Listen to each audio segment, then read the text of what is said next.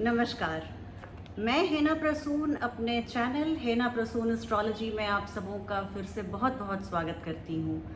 आज मैं आप सबों के सामने हाजिर हूँ एक ज्योतिष के नए प्रोग्राम को लेकर। आज हम चर्चा करेंगे सूर्य ग्रह के राशि परिवर्तन की। सूर्य को जैसा हम सभी जानते हैं ग्रहों का राजा माना जाता है। प्रशासन, सरकार, पिता, आत्मा, सामाजिक मान प्रतिष्ठा, आत्मविश्वास, सेल्फ कॉन्फिडेंस सबके कारक हैं सूर्यदेव। तो 14 मई से सूर्य अभी वर्तमान की उच्च राशि मेष राशि को छोड़कर अपनी शत्रु राशि वृषभ राशि यानी टॉरस में प्रवेश करेंगे और वहाँ पे वो 15 जून 2021 तक रहेंगे। एक महीने का समय हम सभी जानते हैं सूर्य एक राशि में लगभग एक महीने का समय गुजारते हैं।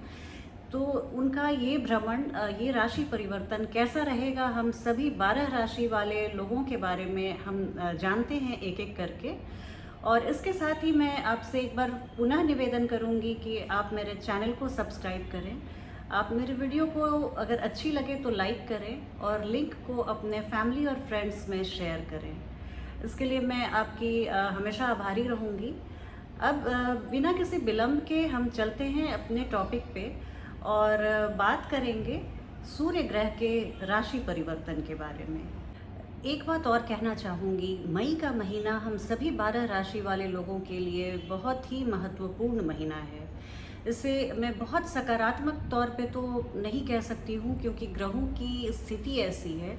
सूर्य भी अपने शत्रु राशि में आ रहे हैं जहाँ पर उनके परम शत्रु राहु पहले से वृषभ राशि में मौजूद हैं। बुध भी वहाँ पे रहेंगे। बुध और शुक्र की तो अच्छी बनती है, लेकिन दैत्य गुरु और वृषभ राशि के लग्नेश भी शुक्र भी वहाँ पे पहले से मौजूद रहेंगे क्योंकि वो 5 तारीख को राशि परिवर्तन कर चुके रहेंगे।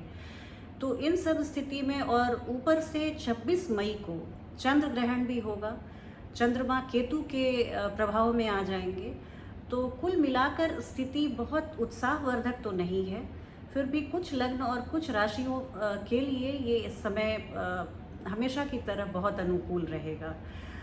इस राशिफल को आप अपनी चंद्र राशि या लग्न राशि से देखें और बेहतर समझ के लिए आप इसे सूर्य राशि से भी देखें। मतलब आपकी जो ये तीनों राशियां होंगी आपकी जन्म कुंडली में, हो सकता है लग्न राशि और चंद्र राशि एक ही हो, तो आप कम से कम अपने लग्न और चंद्र राशि से तो ज़रूर देखें और सूर्य राशि से भी देखेंगे तो आपको बहुत अच्छी जानकारी मिलेगी और आप अपने जीवन में इसे ज़्यादा सार्थक पाएंगे इस फलादेश को।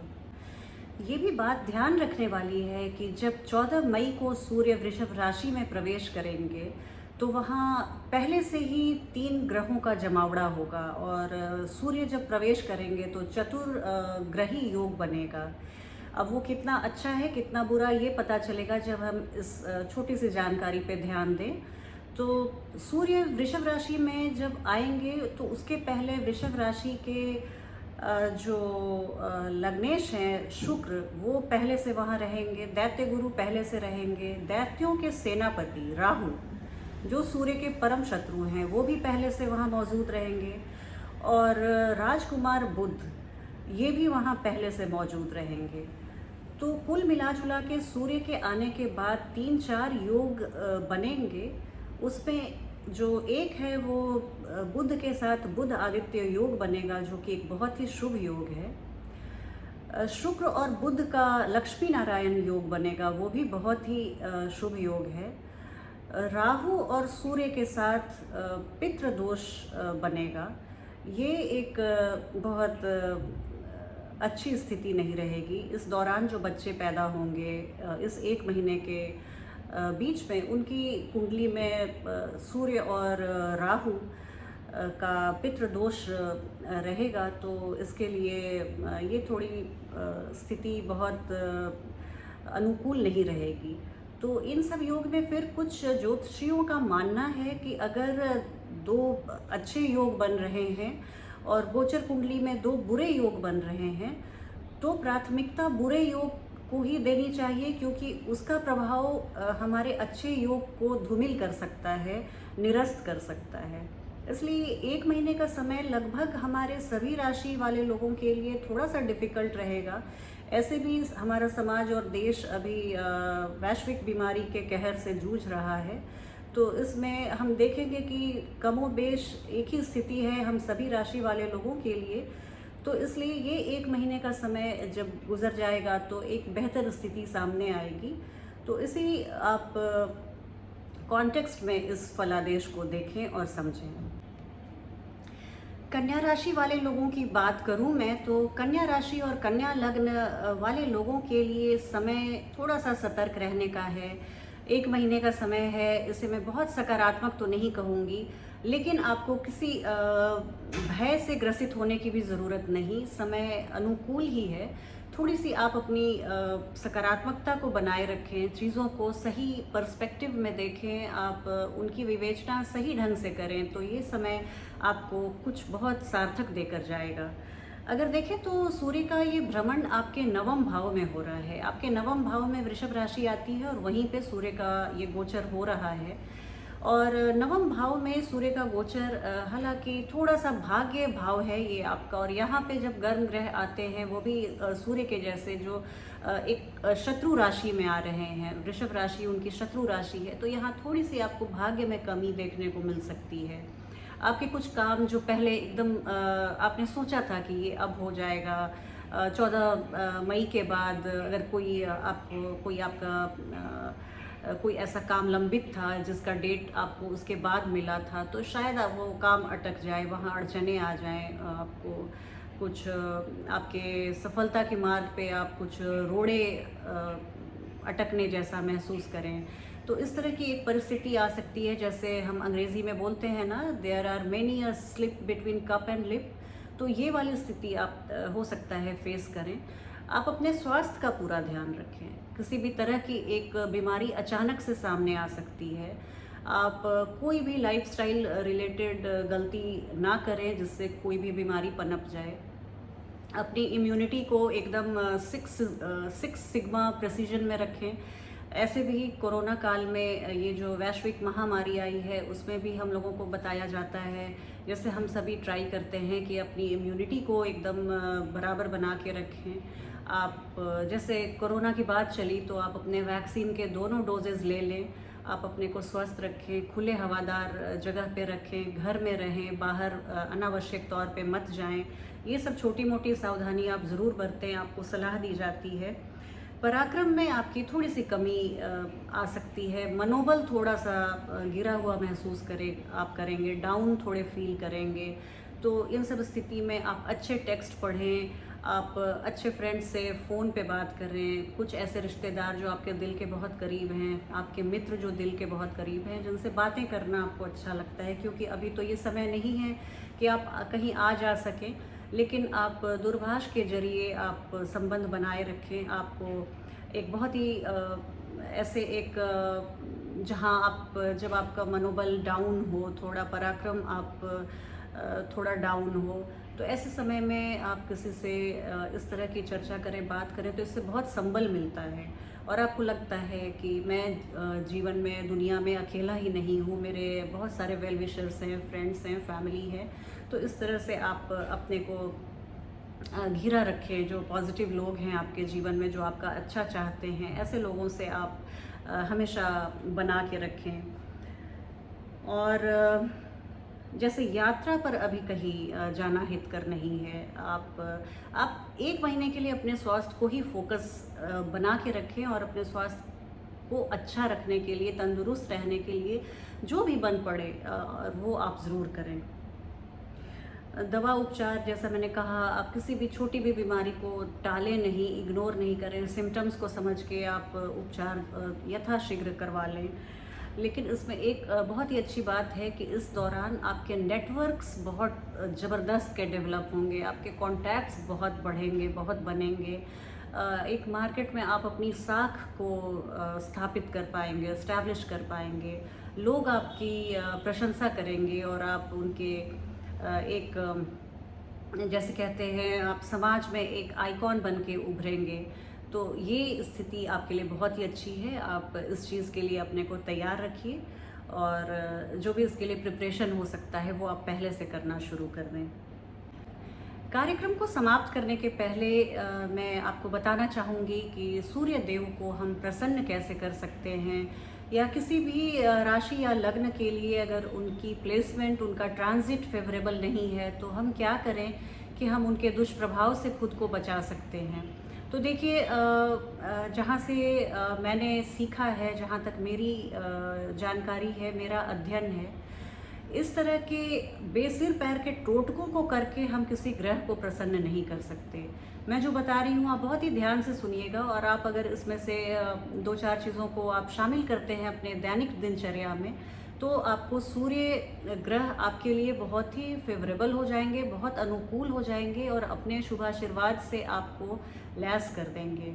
इसके लिए देखिए, सूर्य हमारे पिता के कारक हैं। आप अपने पिता को, अगर आपके पिता आपके पास रहते हैं, जीवित हैं, तो प्रतिदिन आप सुबह उठ के उनका चरण स्पर्श करें, पिता को मन से आदर दें, उनके लिए आप अच्छी वाणी और भाषा का प्रयोग करें। पिता तुल्य आपके परिवार में जितने भी व्यक्ति हैं, आप उनको पूरा मान सम्मान दें। अगर वो कुछ बोलते हैं, डांटते हैं, आप सुन लीजिए। आप छोटे हैं, आपके वो जन्मदाता हैं, आपको उनसे कुछ जानकारी ही मिलेगी, विजडम मिलेगा।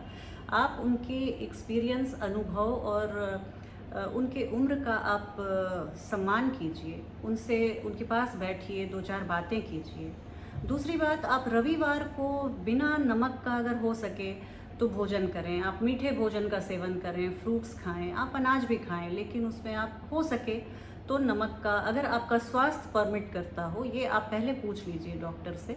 अगर आप ऐसा कर सकते हैं तो सूर्य इससे बहुत ही अनुकूल परिणाम देते हैं। अगर आप नॉन वेजिटेरियन हैं, आप संडे को नॉन वेज मत खाइए। अगर आप मदिरा का पान करते हैं तो संडे को आप अल्कोहल ना लें। इससे आपके सूर्य बहुत ही मजबूत होंगे और बहुत फेवरेबल रिजल्ट मिलेगा। आप सूर्य के लिए आदित्य हृदय स्तोत्र का पाठ करें, संडे को 3 बार अगर हो सके। ऐसे तो रोज़ 1 बार कर लीजिए, बहुत अच्छी बात है, लेकिन संडे को अगर आप 3 बार करते हैं, आपको इसका परिणाम 1 महीने के अंदर अंदर मिलना शुरू हो जाएगा। सूर्य आपको जब देने पर उतर जाएं, जैसे हम सब जानते हैं वो ग्रहों के राजा हैं, सूर्य के ही चारों ओर सारे ग्रह ऑर्बिट करते हैं और उन्हीं के गुरुत्वाकर्षण शक्ति के चलते ये सौर मंडल चल रहा है। तो आप उनकी महानता, उनकी विशालता, उनके एनॉर्मिटी, उनके मैग्नीट्यूड को आप ऐसे ही समझ सकते हैं। आप सूर्य नमस्कार करें। आप अगर संडे को सूर्य नमस्कार करते हैं, खुले में करते हैं, अंडर द सन करते हैं, अपनी बालकनी में या छत पे, टेरेस में, आपके लिए ये बहुत ही हेल्थ बेनिफिट तो जो मिलेगा वो मिलेगा ही। आपको इससे एस्ट्रोलॉजिकली भी बहुत आप बेनिफिटेड होंगे। आप सूर्य त्राटक करें। आप सूर्य को उगने, जैसे एकदम बाल सूर्य जो होते हैं, जैसे एकदम सूर्य उगते रहते हैं, क्योंकि तेज सूर्य को तो आप आंखों से नहीं देख सकते, तो सूर्य त्राटक, सूर्य को उगते हुए सूर्य को सिर्फ आप श्रद्धा से देखें। उनके उगते हुए जो 2-3 मिनट का समय होता है, आप देखिए। सूर्य त्राटक से सूर्य आप पर बहुत प्रसन्न होते हैं। सूर्य को जल देना, जल आप देखिए जब दें तो दोनों हाथों से दें और वो आपके पानी वो पैर पे ना गिरे। कुछ आप पात्र लगा लीजिए, उसमें कलेक्ट कीजिए। और कहते हैं कि अगर आप, जैसे आप फिल्टर वाटर, कैंट वाटर, आप कोई भी शुद्ध जल को लेकर आप उनसे एक फूल डाल लीजिए और अक्षत डाल लीजिए, रोली डाल लीजिए और उससे आप जल अर्पित करें, पैरों पे ना पड़े। आप उस फिर जल को अपने आँखों में ले लें या टीका लगा लें आप, और बाकी के आप जल को पौधों में डाल दीजिए, बहुत फ़ायदा होता है। आप सूर्य के रूटीन को फॉलो करें। ये बहुत एक मार्क करने वाली चीज़ है। ये बहुत, मैं आपको मार्के की बात बता रही हूँ। सूर्य का जो रूटीन है, सुबह जैसे वो उगते हैं और शाम को ढलते हैं, उस हिसाब से आप सूर्य को वेलकम करने के लिए उनके उगने के पहले आप बिस्तर छोड़ दें। आप और लेट नाइट आप ना जगें। जितना आप, जैसे आप लेट राइज़र हैं तो आप थोड़ी सी अपनी मेहनत मशक्क़त करके अपने को पहले जागने के लिए प्रेरित करें। और सूर्य ढलने के बाद आप जल्दी जल्दी जैसे आप खा लें 7 साढ़े 7 बजे तक डिनर कर लें। ऐसी आप कुछ बातों को आप फॉलो कीजिए तो आपको निस्संदेह सूर्य का आशीर्वाद प्राप्त होगा। और उनसे संबंधित जितनी भी परेशानियां हैं, जितना भी स्ट्रगल है, संघर्ष है, आत्मविश्वास में कमी है, भाग्य में अगर आप कमी का अनुभव करते हैं तो ये सब कुछ आपके लिए बहुत अनुकूल हो जाएगा। इसके साथ ही मैं अपनी वाणी को विराम देती हूँ। आप बताइएगा आपको ये राशिफल कैसा लगा। आपके कमेंट की प्रतीक्षा रहेगी मुझे। और आप मेरे चैनल को पुनः मैं आग्रह करूँगी कि मेरे चैनल को सब्सक्राइब कीजिए और इस लिंक को आप ज़्यादा से ज़्यादा शेयर कीजिए। अगर एक व्यक्ति अपने 4 संबंधियों को भी लिंक शेयर करे तो मुझे बहुत खुशी होगी। इसके साथ ही मैं आप सबों से विदा लेती हूँ। अगली वीडियो में आपसे फिर भेंट होगी। तब तक के लिए